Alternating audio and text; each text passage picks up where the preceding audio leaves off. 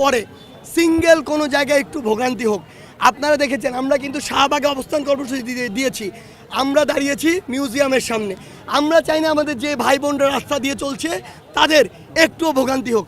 সেই জায়গা থেকে যারা আমাদের এই বাংলাদেশের ছাত্র নাগরিকের যে গণঅভ্যুত্থান সেটি নষ্ট করতে চায়, তারা যদি রাস্তায় নেমে এটি নষ্ট করার বিন্দুমাত্র প্রচেষ্টা দেখায়, তখনই তাদেরকে প্রতিহত করার জন্য যেদিকে যেতে হবে সেটাই হবে আমাদের বিক্ষোভ মিছিলের রূপ। তারা যে সময় বের হবে সেই সময় তাদেরকে প্রতিহত করার জন্য আমরা যখন বের হব সেই সময়টি হবে আমাদের বিক্ষোভ মিছিলের সময়।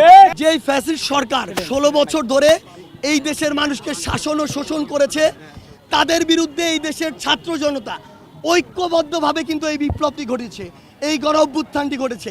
সেই জায়গায় কেউ যদি আবার প্রতি বিপ্লবের কথা ভুলেও মুখে নেয়, তার মানে সেই বাংলাদেশের পুরো ছাত্র জনতার বিপক্ষে একটি ঘোষণা দিচ্ছে। আমরা স্পষ্ট করে বলে দিতে চাই, এটি যারা দিচ্ছে তাদের উদ্দেশ্য যে সৎ নয়, তাদের উদ্দেশ্য যে এদেশের ছাত্র জনতার সাথে সম্পৃক্ত নয়, বরং এই দেশের মানুষকে শোষণ করার সাথে সম্পর্কিত, দেশের বাইরের কিছু অপশক্তিকে তাদের কিছু স্বার্থ হাতে তুলে দেওয়ার সাথে সম্পর্ক। এই দেশটি বিভিন্ন কারণে তাদের হাতে আংশিক বা সম্পূর্ণভাবে বিক্রি করে দেওয়া যে তাদের স্বার্থ, সেটি আমরা বুঝে যাই।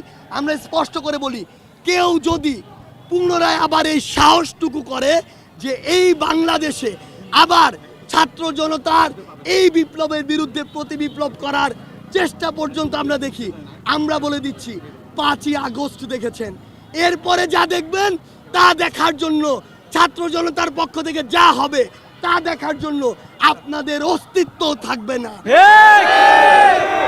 যদি নিজের অস্তিত্ব টিকিয়ে রাখতে চান তাহলে ভুলেও ছাত্র জনতার বিপক্ষে গিয়ে একটি কথা বলারও স্পর্ধা দেখাবেন না।